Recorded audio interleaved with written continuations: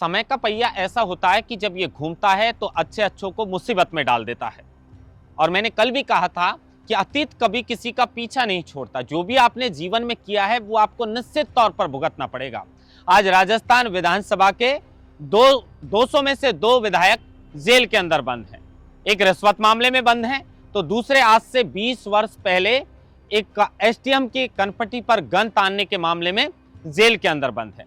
और यह पहली बार हुआ है कि एक विधायक जो है वो मौजूदा विधायक होते हुए रिश्वत कांड मामले में एसीबी के हत्थे चढ़ जाते हैं, तो एक विधायक होते हुए 3 साल से अधिक की सजा में सजा याफ्ता कैदी के रूप में एसीजीएम कोर्ट में सरेंडर करते हैं।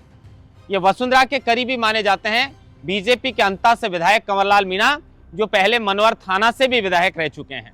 2005 का ये मामला था जिसमें इनको अब 3 साल के लिए जेल में भेजा है। अब इनको लेकर भी कई तरीके की बातें हैं, उन पर विस्तार से बातचीत करेंगे। बातचीत जयकृष्ण पटेल पे भी करेंगे। लेकिन नरेश मीणा क्या कल 23 मई है, जेल से बाहर आने वाले हैं, या फिर जिस तरीके से उनके समर्थकों ने कहा है कि अब आंदोलन की रणनीति तय की जाएगी क्योंकि 6 महीने बीत चुके हैं। नरेश मीणा मामले में एक सुनवाई SC/ST कोर्ट के अंदर 30 मई को होनी है, तो वहीं 23 मई को राजस्थान हाईकोर्ट के अंदर नरेश मीणा की जमानत याचिका पर सुनवाई होनी है। उनके समर्थकों का इंतजार है कि कल 23 मई को उनको जमानत मिल जाएगी, और अगर ऐसा नहीं होता है तो फिर आगे के आंदोलन की रणनीति तय की जाएगी। इस पूरी खबर पर विस्तार से बातचीत करेंगे। लेकिन प्रधानमंत्री नरेंद्र मोदी ऑपरेशन सिंदूर के बाद आज पहली बार पहली सभा में राजस्थान की वीर भूमि पर आए हैं और लगभग 26,000 करोड़ रुपए की परियोजनाओं का शिलान्यास और उद्घाटन करके गए हैं। तो साथ में 103 जो पुनर्विकसित रेलवे स्टेशन है उनका उद्घाटन किया है। प्रधानमंत्री का भाषण जो सुना उसमें विकास परियोजनाओं के अलावा राष्ट्रीय सुरक्षा पर उनका जोर रहा, और राजस्थान को लेकर प्रधानमंत्री कई बड़ी बातें कह गए, जिससे सभा में जितने भी लोग थे वहां पर उनकी तालियों की गड़गड़ाहट और पीएम मोदी के नारे गूंजने लगे। विस्तार से इन सब खबरों पर बातचीत करेंगे। नमस्कार, आप देख रहे हैं लोकमत हिंदी और मैं हूं आपके साथ महेंद्र मासूदा।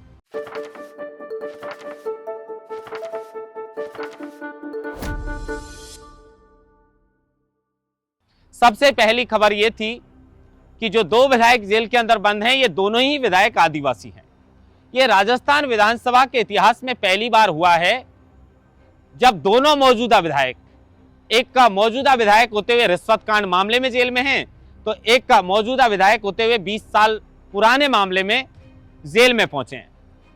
अब रिश्वत कांड मामले में जयकृष्ण पटेल, जो भारतीय आदिवासी पार्टी से माने जाते हैं, वो आप सबको पता है कि किस तरीके से वो 2.5 करोड़ रुपए में एक डील डन करते हैं एक सवाल को वापस लेने को लेकर। जो भी 600-700 किलोमीटर दूर उनके इलाके से करौली जिले का खनन का जुड़ा सवाल था, और उसी को लेकर वो 20 लाख रुपए की किस्त ले रहे थे। पहली एसीबी ने उन्हें धर दबोचा।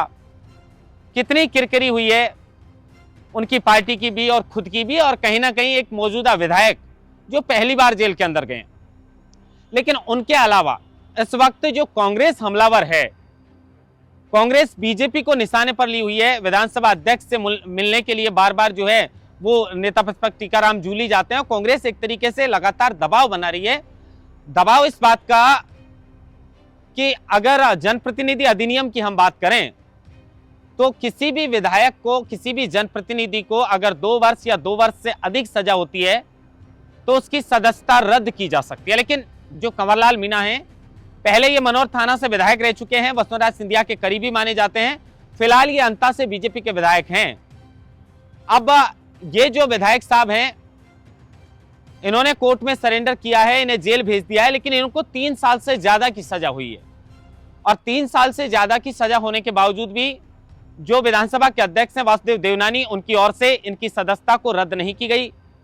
उन्होंने कहा है कि इस मामले में कानून के जानकारों से सलाह ले रहे हैं और जो भी विधिक कार्रवाई होगी की जाएगी। लेकिन कांग्रेस का आरोप है कि बीजेपी अपने विधायक को बचाने का काम कर रही है, क्योंकि जनप्रतिनिधि कानून के तहत इन पर तुरंत प्रभाव से कार्रवाई होनी चाहिए। 20 दिन का समय मिला था, कोई विधानसभा अध्यक्ष ने डिसीजन नहीं लिया है। इस तरह के आरोप बीजेपी पर लग रहे हैं कि वो विधायक कंवरलाल मीणा को बचाने का प्रयास कर रहे हैं। लेकिन दूसरा पहलू यह भी है, जिस तरीके से जमानत, माफ कीजिएगा, उनकी जो सजा कम करने का मामला है उस पर उनकी सुनवाई हो सकती है। वो सजा कम करवाने के लिए जो है वो अप्रोच करेंगे, क्योंकि पहले उन्होंने हाईकोर्ट और सुप्रीम कोर्ट का दरवाजा खटखटाया लेकिन राहत नहीं मिली, और इसी मामले को लेकर 21 मई को उन्हें मनोहर थाना जो है वो एसीजेएम कोर्ट में सरेंडर करना पड़ा था। लेकिन अब जिस तरीके से उन्हें 36 महीने की सजा मिली है, अगर उनकी सजा को कम कर दी जाती है, वासुदेव देवनानी ने जब राज्यपाल से मुलाकात की तो लोग इसको भी उसी से जोड़कर देख रहे थे कि भाई विधायक को बचाने के लिए इस तरह का जो है वो मुलाकात लगातार की जा रही है, लेकिन वो एक सामान्य मुलाकात थी जैसा कि विधानसभा अध्यक्ष ने कहा। लेकिन अब सवाल यह है कि क्या इनकी सजा जो है वो 36 महीने से घटाकर 23 महीने की जाएगी। अगर ऐसा हो जाता है कि सजा 24 महीने से कम है तो इनकी सदस्यता बच सकती है, लेकिन अगर सदस्यता रद्द की जाएगी, सजा कम नहीं होगी, तो फिर अंता में उपचुनाव होने हैं, और अगर अंता में उपचुनाव होने हैं तो फिर वहां पर जैसे मैंने पहले बताया कि नरेश मीणा वहां से ताल ठोक सकते हैं, क्योंकि नरेश मीणा भी 12 से आते हैं, वो छबड़ा से पहले चुनाव लड़ चुके हैं, और जिस तरीके से देवली उनियारा और छबड़ा में उन्होंने दोनों जो चुनाव लड़े हैं, दोनों बार कांग्रेस से टिकट मांगकर लड़ा है और दोनों बार कांग्रेस का खेल उन्होंने खराब किया है। तो अगर ऐसा होता है कंवरलाल मीणा की सदस्यता जाती है तो फिर अंता में उपचुनाव होंगे और इसमें नरेश मीणा दावेदारी ठोक सकते हैं। अब नरेश मीणा मामले में, नरेश मीणा जो एसडीएम को थप्पड़ मारा था, 6 महीने से जेल के अंदर बंद हैं।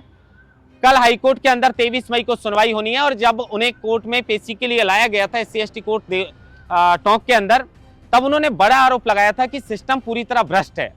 न्यायपालिका की आंखों से पट्टी इसलिए हटाई गई ताकि वो जाति और धर्म को देखकर न्याय कर सके। इस तरह के गंभीर आरोप वापस जाते समय, पेशी से वापस लौटते समय नरेश मीणा लगा कर गए थे।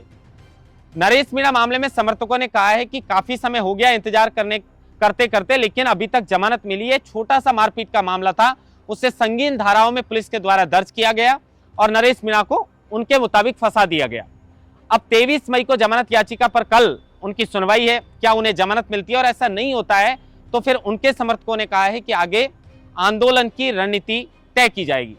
इंतजार है 23 मई का क्या होता है इस मामले में। इसके बाद 30 मई को भी इस मामले में सुनवाई है। लेकिन अब आज प्रधानमंत्री नरेंद्र मोदी का जो बीकानेर का दौरा रहा उस पर लौटते हैं। प्रधानमंत्री नरेंद्र मोदी ने 26,000 करोड़ रुपए की परियोजनाओं का उद्घाटन और शिलान्यास यहां पर किया। 103 पुनर्विकसित रेलवे स्टेशनों का भी जो है वो उद्घाटन किया। राष्ट्रीय सुरक्षा पर सबसे ज्यादा जब प्रधानमंत्री नरेंद्र मोदी बोले कि 22 अप्रैल को जिस तरीके से पहलगांव के अंदर हमारी बहनों की मांग का सिंदूर उजाड़ने का काम आतंकियों ने किया, जिस तरीके से उनको मुंहतोड़ जवाब हमने तीनों सेनाओं को खुली छूट देकर दिया है, और 22 अप्रैल को उन्होंने किया था, इसलिए हमने 22 मिनट तक ये ऑपरेशन चलाकर ऑपरेशन सिंदूर और 9 ठिकानों को तबाह किया है। जब प्रधानमंत्री नरेंद्र मोदी ये बोल रहे थे तो उन्होंने ये भी कहा कि जब 2019 में जब पाकिस्तान के ऊपर जिस तरीके से एयर स्ट्राइक किया गया था, उसके बाद अब यह ऑपरेशन सिंदूर किया गया। ये दोनों ऐसे मौके थे कि मैं उसके बाद भी पहली सभा करने के लिए राजस्थान के सीमावर्ती जिले में आया था। राजस्थान की वीर भूमि पर मेरी पहली सभा हुई थी, और अब जब ऑपरेशन सिंदूर को अंजाम दिया है उसके बाद भी मेरी पहली सभा राजस्थान की वीर भूमि पर है। करणी माता के दर्शन भी उन्होंने वहां पर किए हैं। चूहों के लिए, चूहों की देवी के नाम से वो जानी जाती है, वहां पर भी प्रधानमंत्री गए हैं और करणी माता का आशीर्वाद लेकर यहां पर सभा को संबोधित करते हुए राजस्थान को 26,000 करोड़ रुपए की बड़ी सौगात जो है वो आज प्रधानमंत्री नरेंद्र मोदी देकर गए हैं। महेंद्र महाष्टा, लोकमत हिंदी, जयपुर।